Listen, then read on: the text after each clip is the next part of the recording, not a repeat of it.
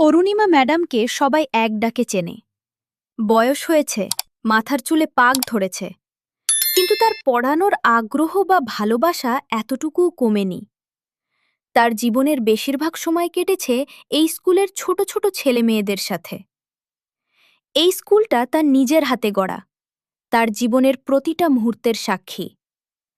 অন্যান্য শিক্ষকদের মতো শুধু বইয়ের পড়া পড়িয়েই তার দায়িত্ব শেষ হয় না। অরুণিমা ম্যাডামের পড়ানোর ধরনটা একটু আলাদা। তিনি গল্পের ছলে শেখান, খেলার ছলে শেখান। তার ক্লাসে কোনো শিশু বিরক্ত হয় না, বরং আগ্রহের সাথে অপেক্ষা করে কখন ম্যাডামের ক্লাসের ঘণ্টা বাজবে। অরুণিমা ম্যাডামের কাছে একটা ছেলে এসেছিল, যার নাম রবিন। রবিন খুব লাজুক প্রকৃতির, সবার সাথে মিশতে পারে না।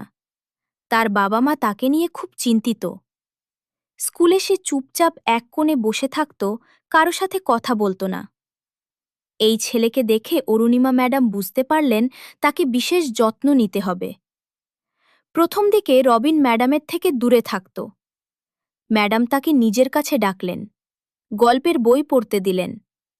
তিনি তাকে ক্লাসের বাইরে প্রকৃতির সাথে পরিচয় করালেন। তিনি তাকে বিভিন্ন গাছপালা, পাখি চেনালেন। একদিন রবিন একটি খুব সুন্দর পাখি এঁকে ম্যাডামকে দেখাল। সেই দিন ম্যাডাম বুঝতে পারলেন রবিনের ভেতর লুকিয়ে আছে একজন শিল্পী।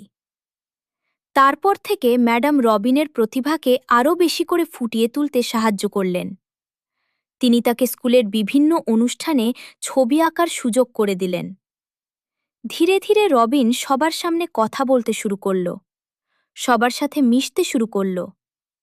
একসময় রবিন স্কুলের সেরা ছাত্র হয়ে উঠল।